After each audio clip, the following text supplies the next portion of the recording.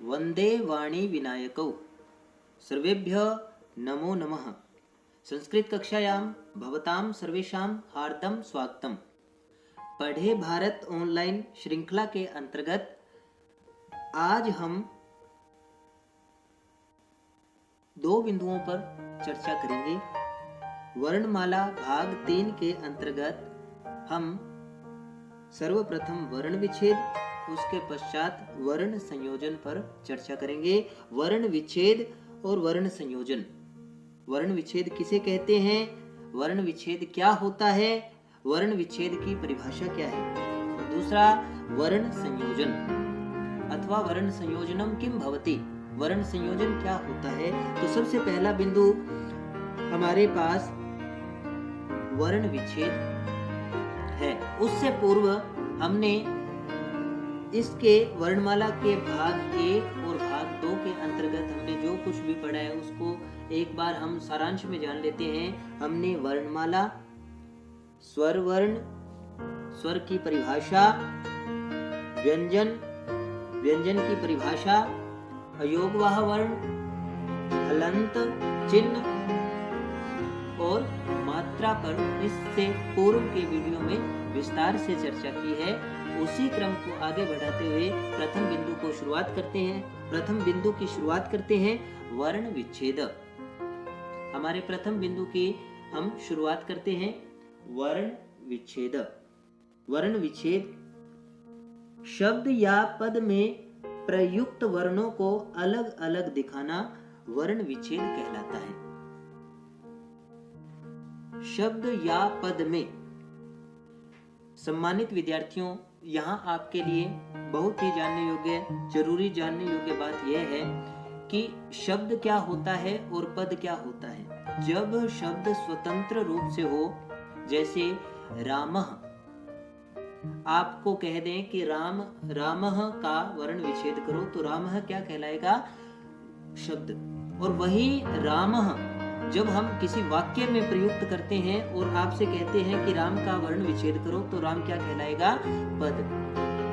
स्वतंत्र रूप से वर्णों के सार्थक समूह से बनने वाले ध्वनि को शब्द कहते हैं और व्याकरणिक नियमों में बांधकर जब किसी शब्द का प्रयोग किसी वाक्य में किया जाता है तो वह शब्द पद कहलाता है। जैसे राम स्वतंत्र रूप में हम बोलते हैं तो वह क्या है, वह शब्द है। और अगर उसी राम का प्रयोग हम किसी वाक्य में करते हैं, जैसे राम मेरा भाई है, तो राम क्या कहलाएगा, पद। अब हम बात करते हैं दूसरे बिंदु की, वर्ण संयोजन क्या है। वर्ण विच्छेद का विपरीत है वर्ण संयोजन।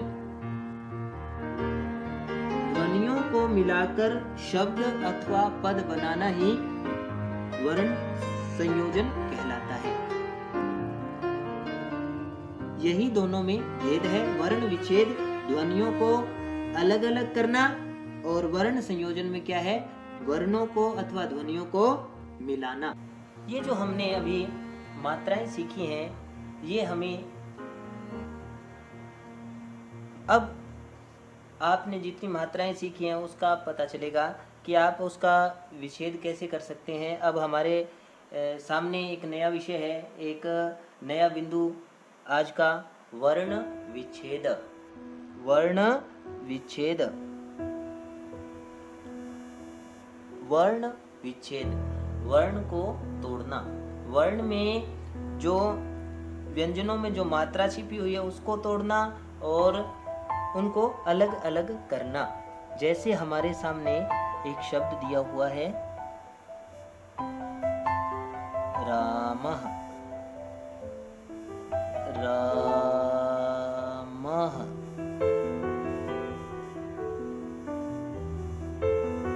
सम्मानित विद्यार्थियों, इसका एक बार उच्चारण करिए, रामः। हमने किससे शुरुआत की, र से, फिर क्या है, आ की मात्रा, उसको हम कैसे लिखते हैं, आ, म। अगर मैं इसको इस तरह से लिख दूं तो क्या वो सही है? बिल्कुल ठीक। ये सही नहीं है, क्योंकि मैंने जो व्यंजन वर्ण है उनके नीचे हलंत नहीं लगाया। जब व्यंजन से हम उसका स्वर जो मात्रा के रूप में या ह्रस्व अ के रूप में उसमें जुड़ा हुआ है, उसको जब हम अलग करते हैं तो व्यंजन के क्या लग जाता है, हलंत। अब आप देखिए इस उदाहरण को,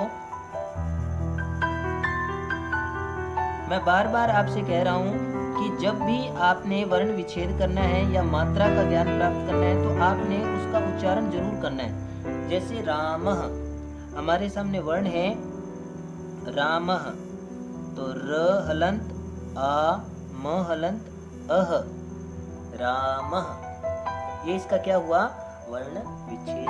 आपने एक एक वर्ण को देखना है और उसके बारे में आपने उच्चारण करना है और उसको लिखना है। जब आप व्यंजन से स्वर को अलग कर देंगे तो व्यंजन के नीचे हलंत लगेगा ही।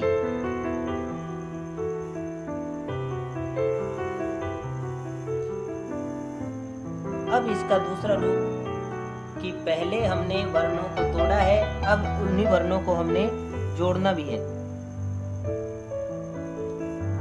वर्ण संयोजनम, वर्णों का संयोग करना, इन्हें हम संयोग पद भी कहते हैं कि वर्णों का संयोग करो, जो आधा है उसको पूरा करो। तो आप जानते हैं कि जो स्वर हैं वो व्यंजन में किस रूप में जुड़ते हैं, मात्रा के रूप में। कभी भी हम सीधा नहीं जोड़ सकते। कभी आपने देखा है कि राम र आ म अ ऐसे लिखा होगा, नहीं, ऐसा आपको लिखा हुआ कहीं भी नहीं मिलेगा। अब हम देखते हैं वर्ण संयोजनम, वर्णों को जोड़ना। संयोजनम का अर्थ क्या होता है, जोड़ना, और विच्छेद का अर्थ क्या होता है, तोड़ना। तो स हलंत ई, अब देखो स हलंत ई, अब त हलंत आ, तो स में दीर्घ ई की मात्रा कौन सी होती है, ये वाली, और आ की मात्रा क्या होती है, ये वाली। तो स आगे जोड़ दो, त पीछे आगे क्या बन गया, ये सीता। हम एक बार फिर इस उदाहरण को देखते हैं, वर्ण संयोजन। स हलंत ई, तो दीर्घ ई की मात्रा क्या होती है, देखो व्यंजन में जब भी स्वर मिलेगा वो मात्रा के रूप में मिलेगा, सीधा नहीं मिलेगा। आप इसको कह दो कि सही ता, ऐसा नहीं होगा। इसको हमने दीर्घ ई की मात्रा बना दिया और इसका आ का क्या बना दिया, दीर्घ आ की मात्रा। जो स हलंत था वो इसके साथ जुड़ने पर क्या हो गया, पूर्ण, और ये हो गया ता, क्या बन गया, सीता। एक एक वर्ण को उठाइए, उसकी मात्रा को लिखने का रूप आपको पता होना चाहिए। जैसे आ, ह्रस्व ई, दीर्घ ई,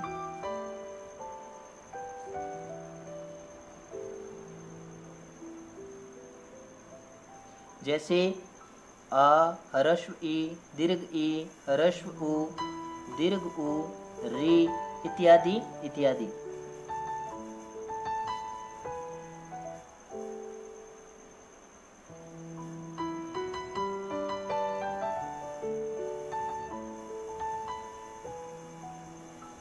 वर्ण विच्छेद करने से हमें यह पता लगता है कि वो शब्द का अंत किस वर्ण से हो रहा है। जिस वर्ण से उसका अंत होगा वही उसका शब्द का निर्धारण करता है। जैसे वर्ण विच्छेद राम, देखो राम, र राम, आप एक तो इसका सबसे साधारण सी पद्धति है कि उस शब्द का आप उच्चारण करिए, राम। हमसे अंत पूछा है तो राम, म किससे समाप्त हो रहा है, अ से, तो र हलंत आ, म हलंत अ, तो ये कैसा शब्द हो गया, अकारांत पुल्लिंगम। राम शब्द कैसा शब्द है, पुल्लिंग शब्द है, और इसका अंत किससे हो रहा है, अ अंत, अकारांत। अ अंत है तो अकारांत, आ अंत है तो आकारांत, ई अंत है तो इकारांत, उ अंत है तो उकारांत। खैर, इन सभी शब्दों के उदाहरण हम देखते हैं।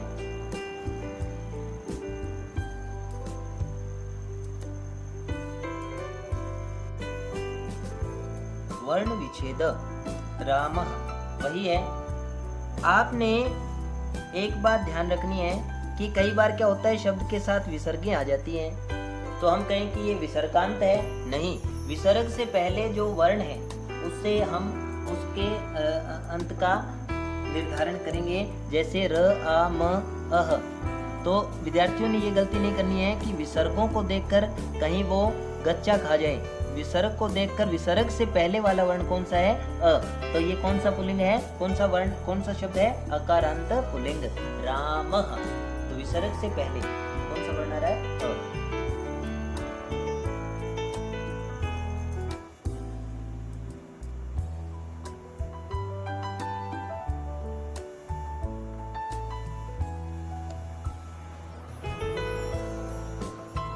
इसी प्रकार से हमारे समक्ष एक नया शब्द आया है, लेखकः। तो ल हलंत ए, ख हलंत अ, क हलंत अह। एक एक वर्ण, ले, ल, ए, ख हलंत अ, कह, क हलंत अह। अब देखो इसमें भी विसर्ग आ गई, तो विसर्ग को भूल जाओ। विसर्ग से पहले वाला जो वर्ण है वही उस शब्द का अंतवाची शब्द कहलाता है। तो अ से अंत हो रहा है तो अकारांत, अकारांत पुल्लिंगम।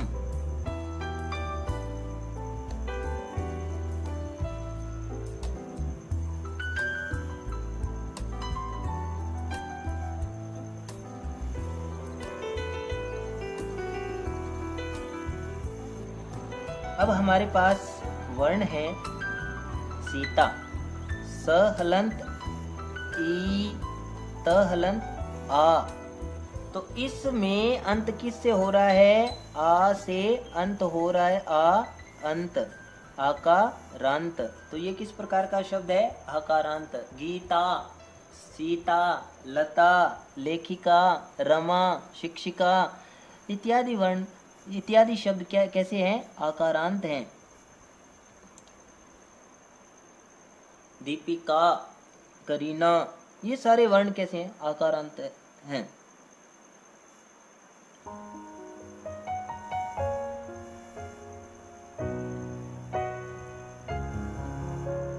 अब एक और वर्ण देखते हैं, लेखिका। ल हलंत ए, ख, इ, क हलंत आ। तो इसमें भी अंत किससे हो रहा है? आ से। तो ये भी वर्ण कैसा है? आकारांत। लेखिका, अंतिम वर्ण देखिए, आ।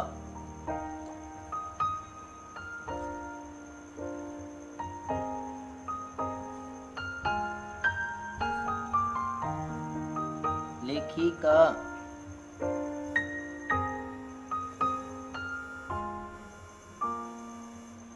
अब आता है हमारे पास वर्ण लेखनी। ल, ए, ख, अ, न, ई।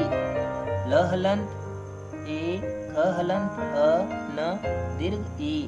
तो इसमें अंत किससे हो रहा है? दीर्घ ई से। तो ये कैसा हो गया वर्ण? इकारांत स्त्रीलिंगम। लेखनी, लेखनी। तो दीर्घ इकारांत।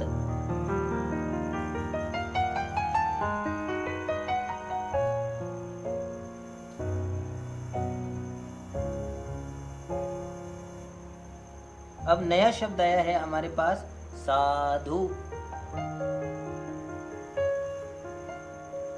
स हलंत आ, ध हलंत उ। जो मैं आपको बार बार कह रहा हूँ कि जो मात्रा है वो किस रूप में होती है? जो जो व्यंजनों में स्वर होता है वो मात्रा के रूप में होता है, लेकिन जब हम उसको अलग करेंगे तो वो ठीक वैसे का वैसे ही वर्ण हो जाता है। जैसे आ लिखा जाता है, लेकिन जब व्यंजन के साथ जोड़ा जाता है तो क्या बन जाता है? मात्रा ध उ। स हलंत आ, ध हलंत उ। तो ये कैसा वर्ण है? उकारांत। उ से हो रहा है अंत, उकारांत पुल्लिंगम।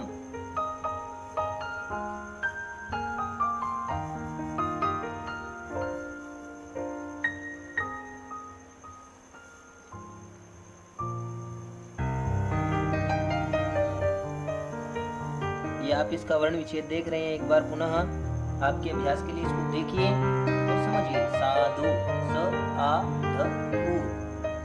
अब विसर्गें आ गई हैं तो आपने किसी भी प्रकार से घबराना नहीं है, क्योंकि आपको पता है विसर्गों से पहले वाला जो वर्ण है वही उसका अंतवाची शब्द माना जाता है। स हलंत आ, ध हलंत उ, फिर विसर्ग। तो विसर्ग से कभी भी किसी शब्द का अंत हम जैसे उसका निर्धारण करते हैं तो ये कैसा शब्द है? उकारांत पुल्लिंगम, साधु।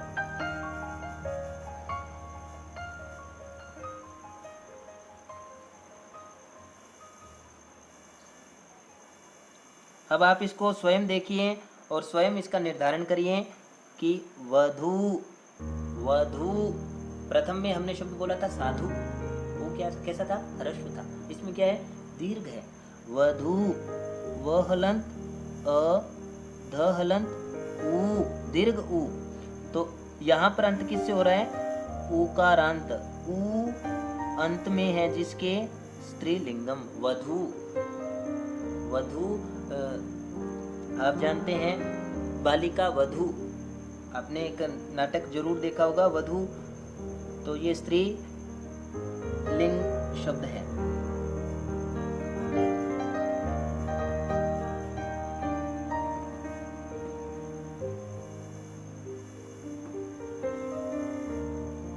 अब नया वर्ण है हमारे पास पितृ, प हलंत, इ त हलंत, री।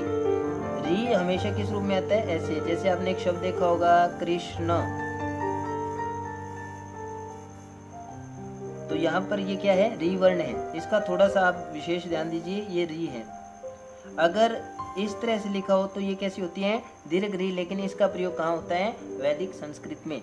ये कैसा शब्द हो गया? ऋकारांत। री है अंत में जिसके, री अंत, ऋकारांत पुल्लिंग। पितृ से शब्द बनता है पिता।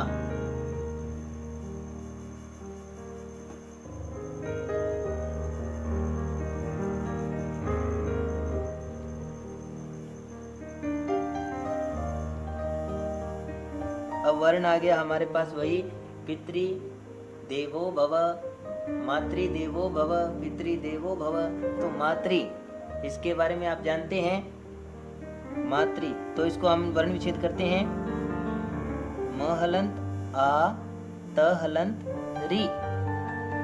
तो ये कैसा वर्ण है? ऋकारांत। ऋकारांत की मात्रा आप अच्छे से समझ लीजिए, नीचे जो री की मात्रा होती है वो इस रूप में होती है। तो ये कैसा वर्ण है? ऋकारांत। ऋकारांत शब्द है और स्त्रीलिंग। इसका ये शब्द कैसा है? स्त्रीवाची। हमारे पास अब शब्द आया है गो, ग हलंत ओ, गो। ये ओकारांत शब्द है। ये पुल्लिंग में भी इसका इसी रूप में प्रयोग होता है और स्त्रीलिंग में भी इसका प्रयोग होता है। तो गो शब्द पुल्लिंग भी है और स्त्रीलिंग भी है, ओकारांत है। ये शब्द कैसा है? ओकारांत, क्योंकि इसका समापन किससे हो रहा है? ओ से।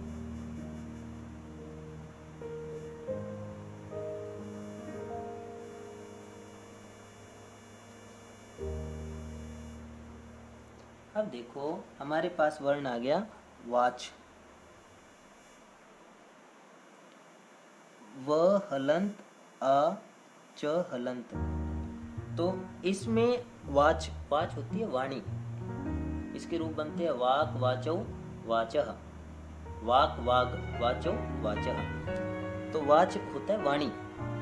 तो इसमें क्या है?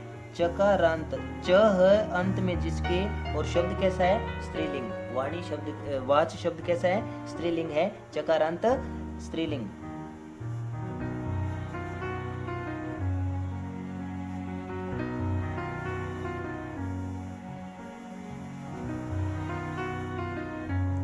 शब्द आ गया हमारे पास भगवत, जिससे भगवान रूप बनता है। भगवान, भगवंतौ, भगवंतः, भगवंतम, भगवंतौ, भगवतः।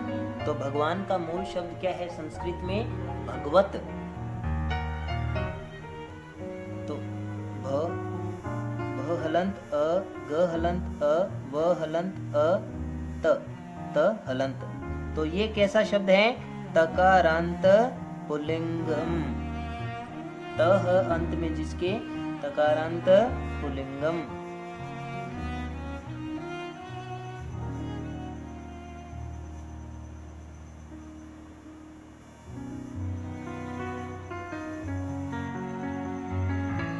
अब आ गया हमारे पास एक वर्ण पुस्तकम। अब एक एक वर्ण को उठाइए आप। सबसे पहले हमारे पास वर्ण है उ, प हलंत उ। आधा स, तो स को हलंत कर लगा देंगे तो क्या बन जाएगा वो, हरस्व स। त, त हलंत अ। क, क हलंत अ, म हलंत। पुस्तकम, पुस्तकम प उ उ, आधा स त अ, क्या बन गया, स्त। क अ क म हलंत। ये पुस्तकम। पुस्तकम का मूल शब्द क्या है, पुस्तक। जैसे भगवान का मूल शब्द क्या है, भगवत, उसी प्रकार से पुस्तकम का मूल शब्द क्या है, पुस्तक। अब ये किस प्रकार का शब्द है पुस्तकम, नपुंसक लिंग, अकारांत नपुंसक लिंग शब्द है ये, अकारांत नपुंसक लिंग।